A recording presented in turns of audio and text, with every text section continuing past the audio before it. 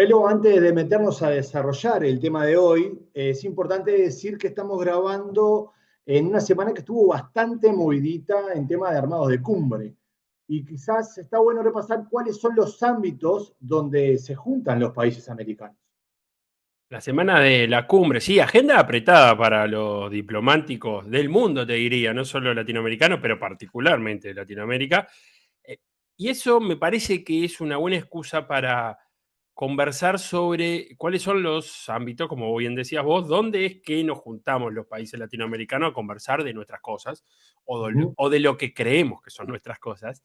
Y lo primero que tenemos que referenciar es a la popular Organización de Estados Americanos, la OEA, que es la decana, ojo, la decana de los organismos regionales, porque es una idea que nace a fines del siglo XIX. Date cuenta que todavía Europa estaba muy lejos de llevarse bien, muy lejos de llevarse bien, y a finales del siglo XIX se forma algo con un nombre un poco pomposo, que era la Unión Internacional de Repúblicas Americanas, eh, Ujú.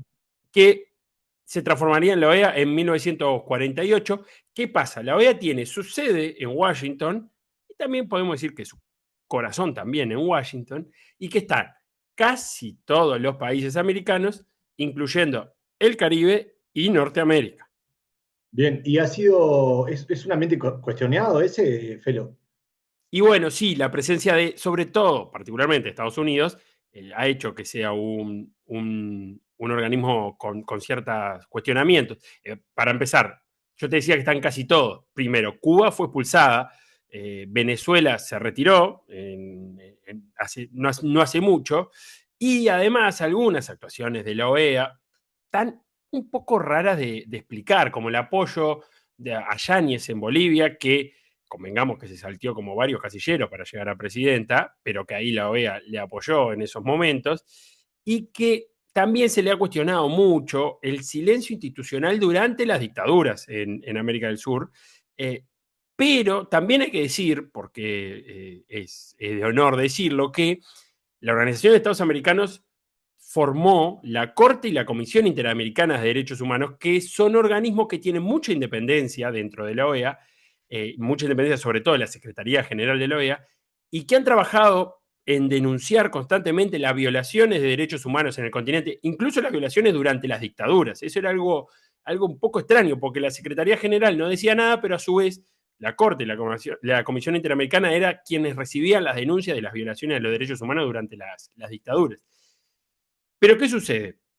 Luego de la Guerra Fría, y que viendo que Estados Unidos apoyaba a cuanto señor de verde había en el continente, los Camuflados. países se empezaron a plantear que capaz que hay que crear un ámbito donde no estuviera Estados Unidos, y ya en el voleo también metemos a Canadá, que me parece que era de ese que no sumaba mucho tampoco. Es decir, bueno, si se va Ajá. nadie lo va a extrañar. Y entonces me parece que a mí en algún momento se propusieron, hoy si nos juntamos sin invitarlo, si un poco lo que hacen es romper todo y después somos nosotros los que pagamos los platos rotos. Y es así que mucho más acá en el tiempo, en el 2011, se funda en Caracas la CELAC, que es la Comunidad de Estados Latinoamericanos y Caribeños. Y como Estados Unidos no es ni latinoamericano ni caribeño, no está. Entonces ahí sí nace recién en el 2011 otro ámbito sin la presencia de Estados Unidos. Entonces yo te hablaba de la OEA y ahora te hablo de la CELAC. La OEA, hay que decir que tiene sus sesiones, sus asambleas, tutti frutti, tiene una institucionalidad muy marcada, Ujú. pero tiene un foro Perdona, político. Sí.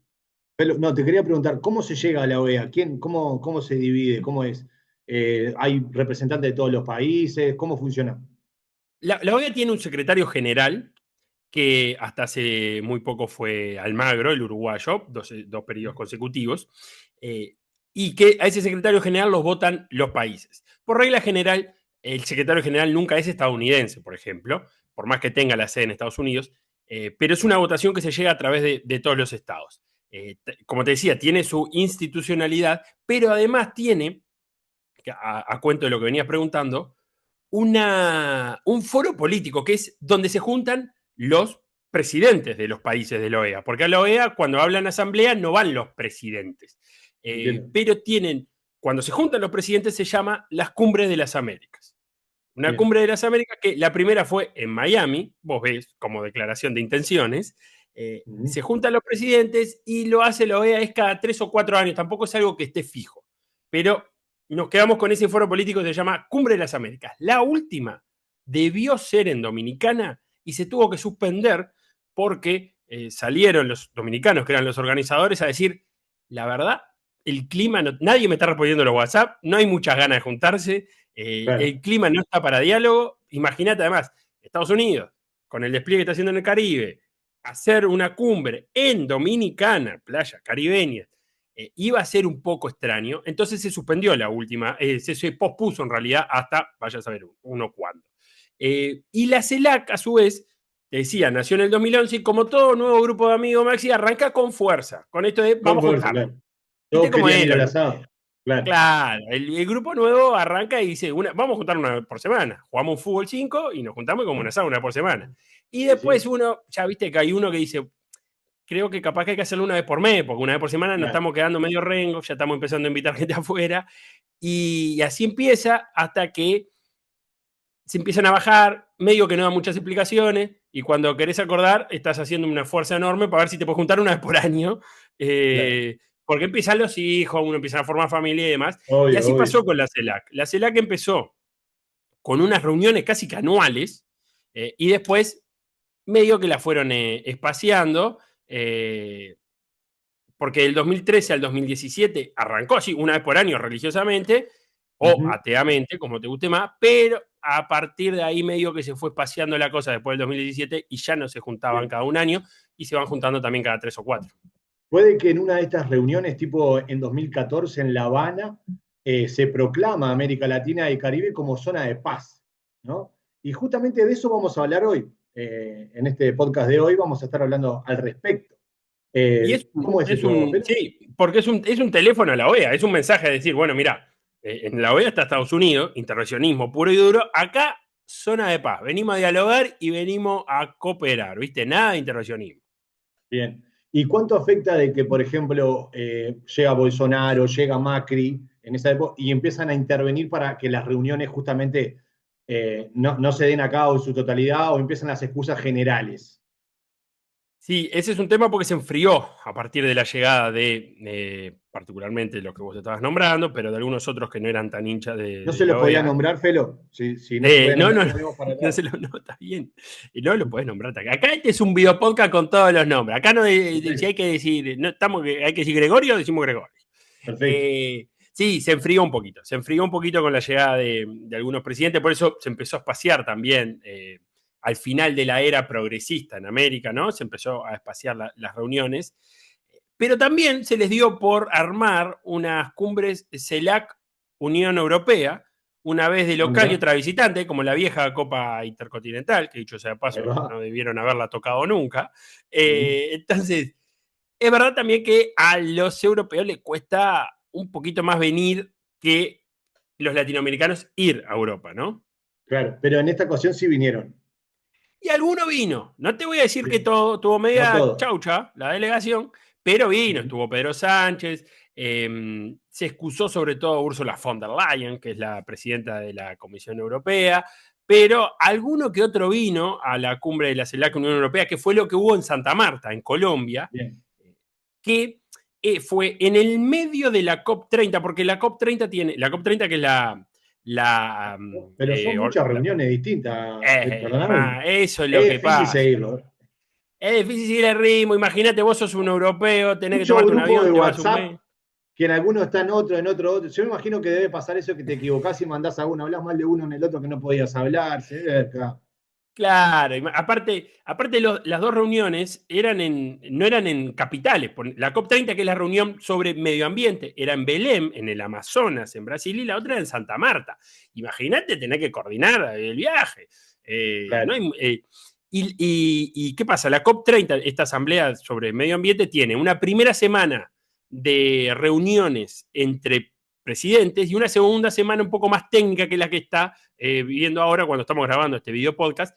Y Ujú. la cumbre de la CELAC de la Unión Europea caía en el medio de esa semana, entonces había que tomarse Bien. un avión hasta Santa Marta y volver. Era mucho tiempo fuera de casa para algunos, pero bueno, igual aún así salió la cumbre de la CELAC y la Unión Europea Y nuestra con región, algunas bajas, ¿no? Eso te iba a preguntar, ¿nuestra región fueron todos? O no me imagino Milei, por ejemplo, ahí.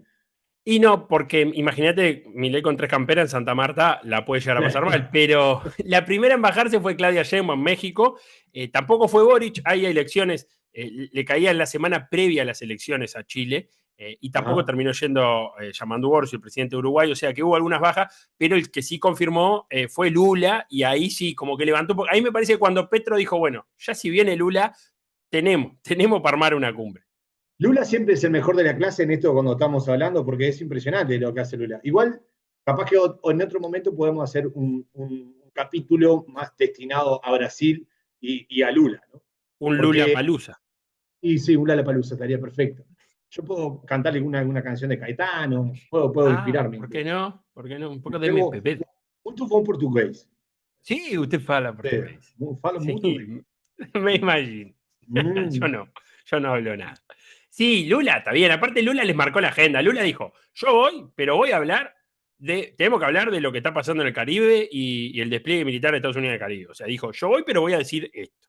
Eh, y además está el consenso de Brasilia, que es un ámbito que bastante nuevo, que está integrado por los países latinoamericanos y que en este momento Uruguay tiene su presidencia rotativa y que le va a tocar la próxima presidencia rotativa de la CELAC, también va a ser de Uruguay. Por eso al final de esta cumbre de la CELAC Unión Europea estaba Petro, pero también estaba el canciller uruguayo Mario Lubetkin, porque Uruguay a partir del año que viene va a ser el presidente de la CELAC. porque es Y rotativo.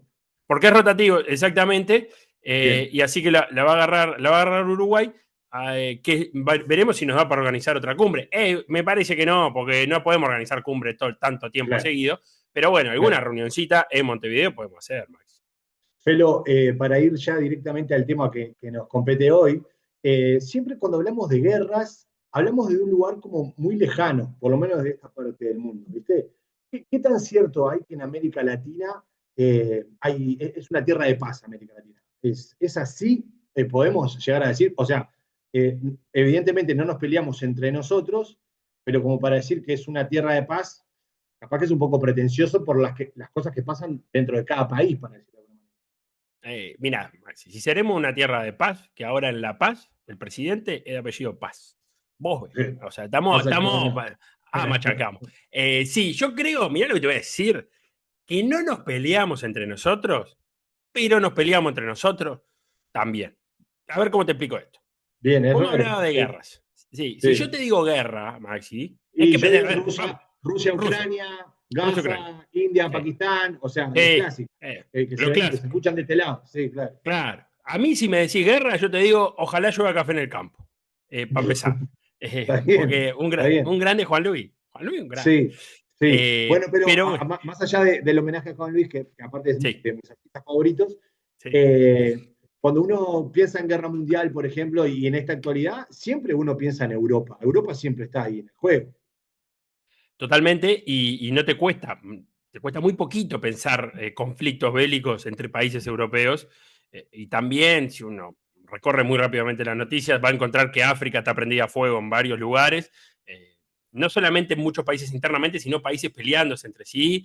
Ni que hablar de Asia, incluso Oceanía ha tenido algún rifirrafe, como dicen los españoles, el año pasado, con Francia desplegando tropas en Nueva Ringirranga, Caledonia. acá decimos ringirranga, Felipe. Un ring y ranga en Nueva Caledonia, con Francia mandando ahí parte de sus tropas militares. Eso no ocurre en Latinoamérica y eso es importante marcarlo y yo creo que no lo tenemos muy presente en la cotidiana. No hay estados buscando invadir a sus vecinos, no hay ánimos expansionistas de ningún país que ande buscando redefinir fronteras, tampoco hay resoluciones pasadas que vuelvan como un boomerang y sirvan de excusa como para iniciar un conflicto ahora. Por ejemplo, Bolivia, que perdió su salida al mar con Chile, un golpe ¿Mm? tremendo para todo, para la economía, geografía, para todo de Bolivia, pero Bolivia no anda diciendo que hay que invadir a Chile para recuperar ese pedazo de tierra con salida al Pacífico. Claro. Esa guerra del Pacífico además dejó varias concesiones territoriales de Perú, de Bolivia, a manos de Chile, pero las cosas que no quedaron definidas en esa guerra fueron luego resueltas en acuerdos internacionales, en arbitraje, en justicia internacional, cosas que son un poco aburridas, pero que son mucho más pacíficas que andar revoleándose viejas cuestiones, porque esto también pasa, o sea, los conflictos actuales mucho tienen que ver con el pasado, con guerras que se perdieron hace 50, 100 Claro. años, y Acá, esto de y la guerra acá del Pacífico estamos hablando de hace. Sí. claro, y acá, ¿cuál fue la última vez que se dio un conflicto en América Latina? Mira, la última vez que nos fuimos a las manos fue la guerra del CENEPA, que fue un conflicto entre Ecuador y Perú en el año 95, 1995, que a su vez fue un coletazo por cuestiones fronterizas mal resueltas de una guerra del 41 entre Perú y Ecuador. Y la guerra del 45 de CENEPA fue una guerra que causó entre 200 y 400 muertos. Y antes de eso, para encontrar un conflicto, antes de eso hay que irse a la guerra de las Malvinas, obviamente, en el 82, y antes del 82 hay que irse a la década del 30 con la guerra del Chaco. La guerra del Chaco en 1930, en la década del 30, perdón, fue el conflicto más grande del siglo XX en el continente, donde murieron entre 80 y 130 mil personas, pero la mayoría de esas personas no murieron en combate, sino por las pésimas condiciones de higiene y enfermedades de estar tanto tiempo en el Chaco. En el Chaco, el mosquito más chico se sienta a tomar una contigo en el bar, ¿no? Vamos a empezar por ahí. Y tanto tiempo las tropas estando en el Chaco hizo, o sea, más que nada fueron a raíz de enfermedades que la mayoría de las bajas, pero fíjate que yo te nombro tres, Chaco, Malvinas y el CENEPA, y no te tengo que decir que en ese mismo lapso, en ese mismo recorte histórico, tenemos las dos guerras mundiales, tenemos Claro, las chiquicientas guerras de independencia en África, o sea, el claro, mundo entero se mató por millones y nosotros no. bueno, ahí va a llegar.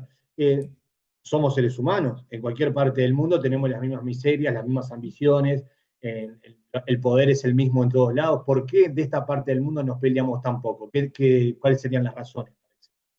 Bueno, lo primero que tengo que decir acá es que me voy a amparar en la impunidad que me da hacer un video podcast, porque voy a Ujú. esbozar tres razones que Bien, no me animaría a defenderlas adelante de alguien que le haya dedicado su vida al estudio de esto. yo me puse Eh, camisa para que hagas esto, Bien, para perfecto. darle un marco más serio, ¿viste? Claro. Y yo una remera muy latinoamericana. Yo te digo, voy a decir tres cosas. No tenemos un mango, elegimos, no tenemos un peso, o no tenemos la moneda que usted quiera ponerle. Sí, Segundo, elegimos no tener armas nucleares. Y tercero, somos más o menos todos parecidos. está. Voy con la primera, perdona que pregunte casi como alumno a profesor, voy con la uno. O sea, Sí.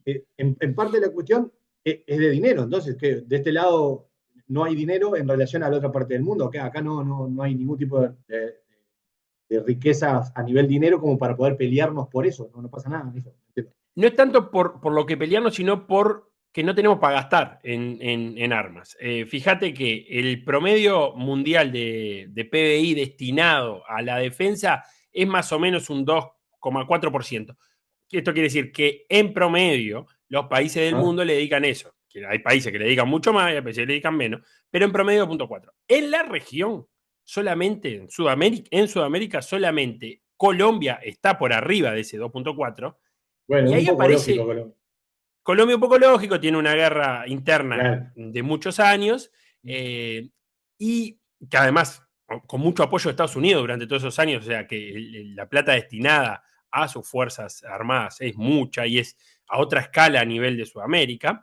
Ujú. Y también está por ahí arañando ese 2,4 Uruguay, levemente por debajo, Bien. 2,3%, que ahí, Maxi, como nosotros Sorprende, somos ¿eh? uruguayos, te puede Sorprende. sorprender. Y Sí. para mí, la aplicación es que la mayoría va a sueldo y a jubilaciones de militares. Porque lo que es armamento, yo no es por avivar a algún trasnochado que tenga Claro. ganas de invadir Uruguay, pero si nos invade, tenemos que defendernos tirando paquetes de yerba, porque No, no hay. no tenemos buque patrulla, no tenemos. Claro. Patrulla, hay un lío bárbaro en Uruguay para los que no sean uruguayos porque mandamos a hacer dos Dos. patrullas, Sí. oceánicas para Y no, controlar que no entren a pescar ilegalmente, ni siquiera para perseguir otros buques, es para que no entren no. otros barcos a pescar. Y tenemos un lío con esas con dos patrullas. Claro. Entonces, claramente se tiene que explicar por la cantidad de personas destinadas a las Fuerzas Armadas. El que más gasta es Brasil, es el más grande de todos, ¿se entiende? Estos números generales, 20 mil millones de dólares, pero el 20 mil millones representa nada más que 1,5 de su PBI. Claro. Ah, Claro. Entonces, es plata, Es la pero mitad dentro en de... porcentaje, casi la mitad que Colombia, un poquito menos. Claro. Claro. Y en Centroamérica creció un poco el gasto militar, pero porque Centroamérica el que saca de escala todo es México. Si México pone más plata, ya el promedio de todo se levanta, porque es un país muy grande y el resto de Centroamérica son países todos muy chiquitos. La segunda, sí, también de vuelta, vuelve el alumno al profesor, dijiste, y me llamó la atención que utilizaste la palabra elegimos. Elegimos no tener armas nucleares. Sí, y Es una mira, elección, o sea, América Latina es por elección que no tiene armas nucleares. sí. Lo primero que las armas nucleares son como ese cosito para atraer moscas, pero en vez de atraer Ujú. mosca, atrae guerra. Si vos estás desarrollando un arma nuclear, en algún momento va a haber un conflicto. Eh, es así.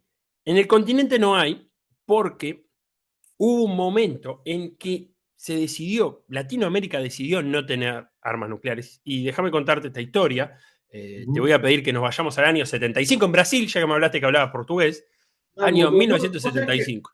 era lo primero que te iba a decir, a nivel infraestructura, por todo lo que tiene industria, dinero y todo, etcétera, me imaginaba que Brasil podría llegar a ser un interesado. Bueno, en el 75 Brasil firma un histórico acuerdo nuclear con Alemania. Teníamos la dictadura brasileña que quería Claro. que los alemanes le dieran la tecnología necesaria para transformar uranio en combustible nuclear en la planta de Angra do Reis.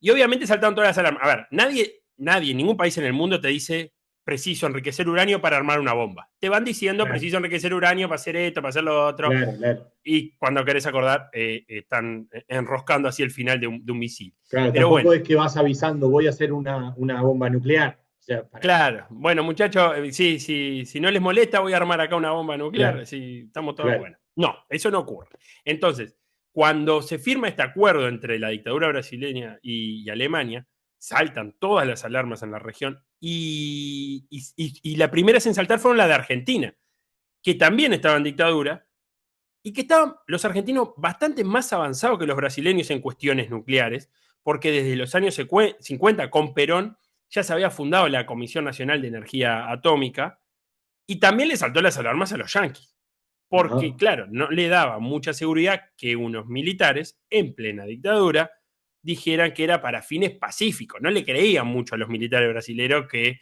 justo querían armar un programa nuclear para fines pacíficos. Además, ninguno, o sea, ninguno, ni Brasil ni Argentina, habían firmado el Tratado de No Proliferación de Armas Nucleares, que es un tratado donde los países se comprometen a justamente no desarrollar armas nucleares. Ni Brasil ni Argentina lo habían firmado. Entonces, lo que se veían venir, los yanquis sobre todo, era una carrera por la bomba nuclear. Si Brasil hace este movimiento, Argentina seguramente responda con alguna otra cosa. Claro.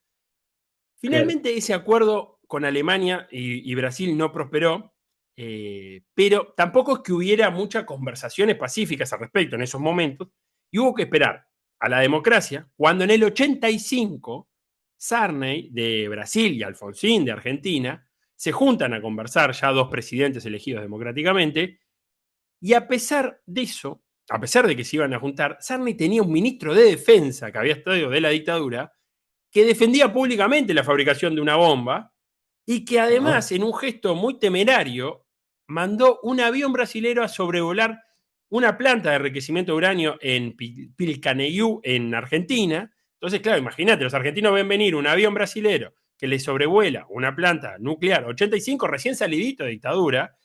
Claro. Podía ser un momento bastante bravo si no mantenían la calma, que por suerte la mantuvo Alfonsín sobre todo, porque ¿cómo respondió Alfonsín? Invita a Sarney y dice, bueno, vení a visitar la planta esta que tanto le preocupa a tu ministro de Pilcaneyú, vení, vamos a visitarla, y Sarney a su vez le devuelve esa invitación con la planta de Río de Janeiro, jugaron de local y visitante, y unos años después, ya en el 91, llegan a una solución innovadora y que me parece que es interesante como para exportar al resto del mundo, que es Brasil y Argentina arman una agencia entre los dos de supervisar el desarrollo nuclear del otro país. Entonces, argentinos supervisando el desarrollo nuclear de Brasil y brasileros supervisando el desarrollo nuclear de Argentina. Con Entiendo. visitas sorpresas, como se sucede en estos casos. O sea, tampoco es que te voy a avisar que te voy a visitar, sino que de vez en cuando caigo.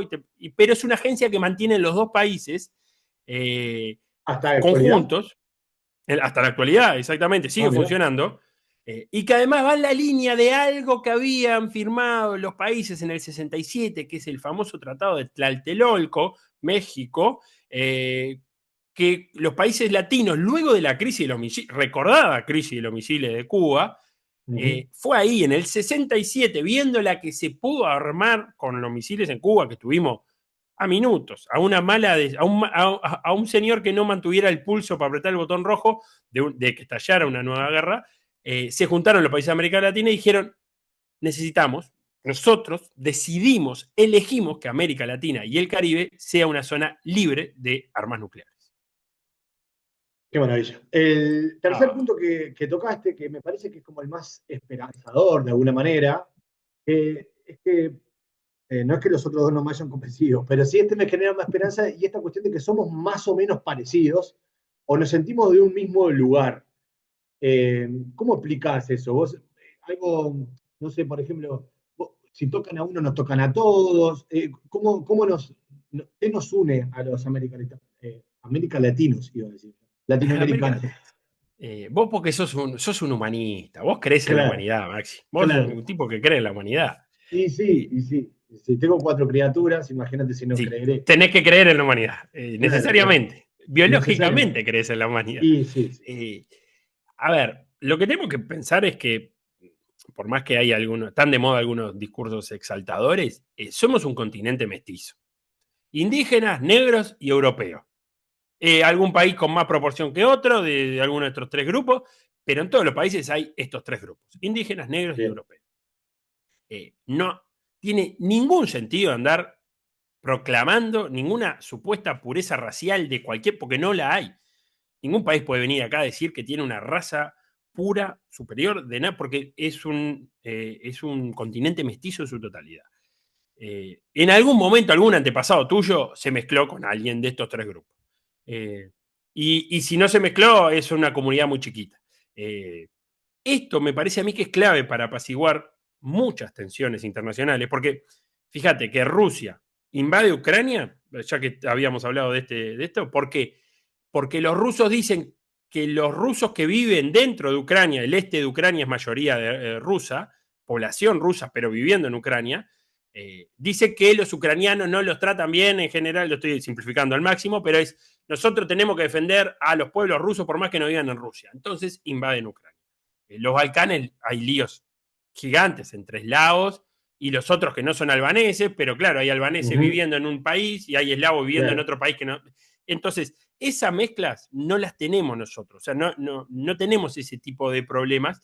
En América suena absurdo que un día, yo que sé, arranque Perú a reclamar un pasado inca glorioso y diga, no, como los incas también estaban en Bolivia, en China, en Argentina, en Ecuador, todo esto, vamos con el gran Perú, el legado de los incas. Eso no ocurre en América. Claro. Pero sí ocurre que hay una violencia interna por diferentes causas.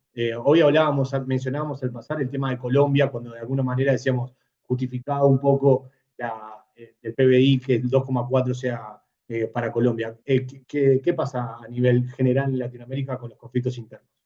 Bueno, ahí es la parte que decíamos, no nos matamos entre nosotros, pero nos matamos entre nosotros. Me vino a la mente cuando estaba preparando algunos números. ¿Te acordás que Mujica, en su último tiempo, marcó mucho nuestra falta de cooperación regional durante la pandemia y repetía un dato muchísimo que era, somos solamente el 5% de la población mundial, pero durante la pandemia pusimos el 30% de los muertos. Y que Mujica decía fue por falta de cooperación internacional, fue un problema político, por el desarrollo de la vacuna, el acceso, etc. Bueno, algo similar nos pasa con los homicidios, porque con el mismo 5% de la población mundial que somos, casi el 20% de las muertes violentas en el mundo se dan en el continente americano. O sea, está totalmente fuera de escala ese número. Dice Malamud, que es un politólogo argentino, dice él que como tenemos paz geopolítica, que venimos hablando de esto, hemos encontrado otras maneras de matarnos. Lo plantea así, porque todas las muertes que nos ahorramos en guerra las ponemos un poco en criminalidad. Obviamente no estamos acá en un video podcast, no vamos a ser vos y yo lo que vamos a resolver Y los no, problemas de narcotráfico, de y no. sicariato o guerra de pandilla. Spoiler, no sé si alguno esperaba que lo hiciéramos, pero no lo vamos a Sí, hacer. Pero yo te voy a tirar una relación que está comprobada por todos lados, que es los países más desiguales son los más violentos. Y en eso sí somos los número uno. Somos el continente más desigual del mundo. Y no me vas a creer, pero las soluciones a la desigualdad son políticas. No podés llamar a la policía para denunciar que el quintil más alto gana más que el resto de la población junta. No claro, funciona así. Y no son, claro. por eso las soluciones son un poco más complejas que Mm. solamente policiales.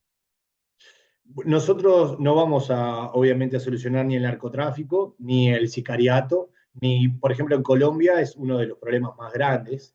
Y recuerdo ahora que mencionabas a Mujica, que estuvo por ahí hace unos años diciendo que no es solo un problema de Colombia, sino que es un problema de América del Sur. Nosotros no consideramos que solo es un problema de Colombia. Es, por un lado, pero también es un problema de América, de nuestra América del Sur, el conflicto más viejo que queda en Occidente. Y va llegando la hora de poder impulsar y ayudar a la sociedad colombiana de que pueda superar esta etapa. El Uruguay lo que le ofrece lo mismo que ha ofrecido siempre. Está dispuesto a acompañar a Colombia en aquellas cosas que los colombianos vean que podemos servir. Nosotros no tenemos problemas de costo político y quisiéramos que toda América del Sur se diera cuenta que hemos mejorado muchísimo la relación entre nosotros, todos los americanos del sur. Esto que tenemos hoy y que no tuvimos durante 200 años, donde nos respetamos teniendo diferencias. Hay gobiernos un poquito más a la izquierda, otros más al centro, y sin embargo hay una atmósfera de apoyo, de negociación, de comprensión que nunca hemos tenido. Esta es una oportunidad. Más allá de ese optimismo que tenía el Pepe, lo que está bueno rescatar es que en ese video lo ves al lado de Juan Manuel Santos, un presidente de derecha, Sí. que no era un impedimento esto de ver de qué palo ideológico venís como para sentarse a conversar, en este caso, sobre los acuerdos de paz con la FARC. También recuerdo en su momento una crisis fronteriza entre Venezuela y Colombia por aquellos años, que apareció Tabaré Vázquez como mediador. O sea, Uruguay tratando de ofrecerse como, bueno, vénganse a conversar, y sobre todo eso, sin tener en cuenta el palo ideológico, algo que en los tiempos que corre no No, es tan obvio. fácil, ¿no? No, incluso Almagro de fondo, que tampoco está claro qué ideología tiene. Sí, También decía que hay una oportunidad, porque hay como una atmósfera de apoyo, negociación y comprensión que no había antes. sí, esto que decía el Pepe, ¿no? De nos respetamos teniendo diferencias. Boric, varios líderes lo dijeron en la última asamblea de la ONU, en el último debate general de la ONU en New York, pero particularmente Boric habló de estos tiempos en América Latina, de esto de una región sin guerra y forjadora de consensos. Te invito a escucharlo, Max. Quiero decirles que el equilibrio regional debe ser respetado en este proceso. Este es el tiempo de América Latina y el Caribe.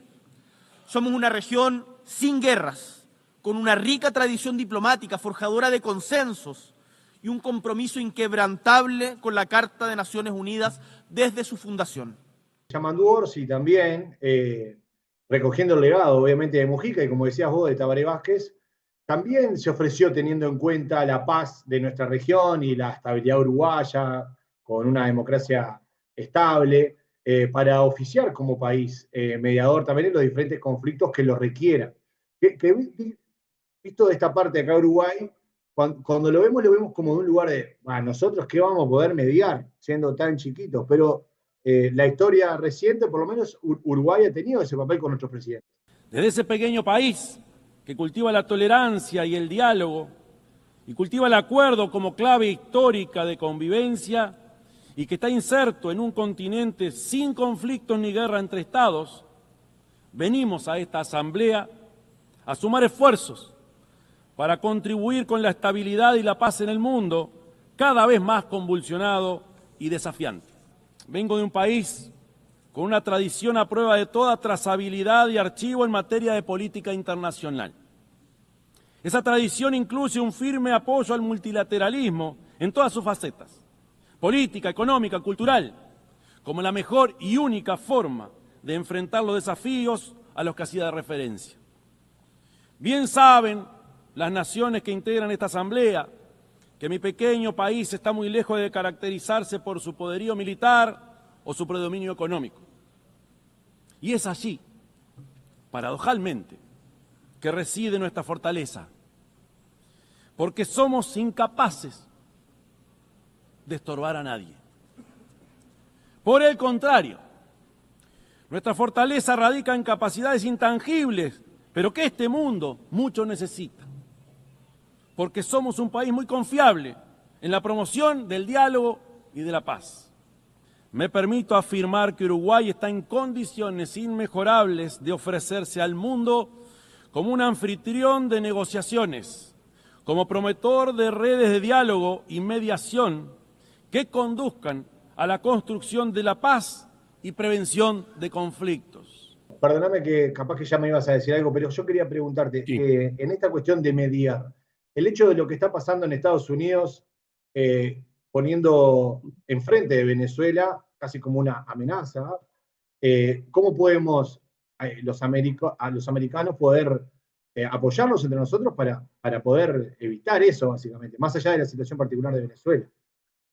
Lo primero es hablar del tema, que es lo que fue a hacer Lula a la CELAC con la Unión Europea, porque el despliegue que está haciendo Estados Unidos con sus marines en el Caribe y también en el Pacífico, y sobre todo el ataque indiscriminado a barcas que Estados Unidos dicen que llevan droga, pero que no, o sea, no hay nada en el medio, ninguna investigación que así lo diga, no muestran pruebas. O sea, la impunidad con la que están bombardeando a barcas sin mostrar ninguna prueba es algo de lo que el continente debería estar hablando y no lo está haciendo.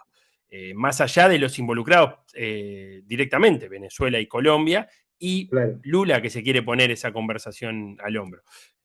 Estados Unidos, con Trump y también con Marco Rubio, su canciller en cualquier otro lado del mundo, su secretario de Estado, hay una vuelta a la doctrina Monroe, aquello de América Latina, el patio trasero de Estados Unidos. Estados Unidos pretende asegurar el continente, volver a un intervencionismo que un poco se había dejado de lado. Y a mí hay una frase que dijo Lula en la CELAC que me gustó mucho, que mirá lo que dice Lula y abro comillas. Viejas maniobras retóricas son recicladas para justificar intervenciones ilegales. Viejas maniobras retóricas, que son aquello de la lucha contra las drogas, o ponga la excusa que usted quiera, con lo que Estados Unidos justifica intervenciones. Y que además Lula dice, el alcance transnacional del crimen, si estamos en esta lucha del narcotráfico, y si hay algo que es el narcotráfico es transnacional, pone a prueba directamente la cooperación internacional de los estados, porque no hay ningún estado en el mundo que pueda combatir por sí solo al narcotráfico. Entonces, lo que está haciendo Estados Unidos es un desafío importantísimo y también pone a prueba la cooperación del continente, y es algo del que el continente, lo cual el continente no está hablando mucho, porque en esta cumbre de la CELAC y la Unión Europea termina con una declaración conjunta donde se habla de la solución de las controversias mediante el diálogo y la cooperación, se habla de la neutralidad del Canal de Panamá, se opone al uso de la fuerza y demás, pero como decíamos, fue una cumbre que no tuvo, lastrada por la cantidad de ausencias, entonces no tuvo esta declaración la fuerza suficiente como para transformarse en una declaración que sea representativa del continente. Pero sin duda, Maxi, que es un tema del que tenemos que conversar y estamos conversando más bien poco. Una decena, ¿no? De 60 fueron los que viajaron a Colombia, de jefe de Sí, Estado, quiero decir. de los 60 que estaban invitados, fueron 10, un poquito más de 10, me parece, 11, 12, no mucho más. Problema de agenda, pero también algunas cuestiones voluntarias políticas que se disfrazan de problema de agenda también hubo por la vuelta. Felo, seguiremos hablando entonces y estaremos atentos a este despliegue militar que en el Caribe se viene dando y avanza cada vez más. Y bueno, como decíamos también en el bloque anterior, no solamente dejarle esto a los jefes de Estado, a los políticos, sino que conversar entre nosotros se hace cada vez más fundamental. Sí, me gusta esa reivindicación. Si no hablan los jefes de Estado, lo vamos a hablar nosotros acá. Sí, y en este podcast maravilloso que hemos nombrado como Amazonia, y justamente, ¿no? Brasil también es frontera con Venezuela, ahí en la parte de Amazonia nos genera a todos un montón, una unión latinoamericana que a partir de ahí tenemos que juntarnos y conversar. Y si no, le Conversar, exigiremos Maxi, escúchame, conversar para ordenar el caos. ¿Cómo te Exactamente. queda esa? Perfecto.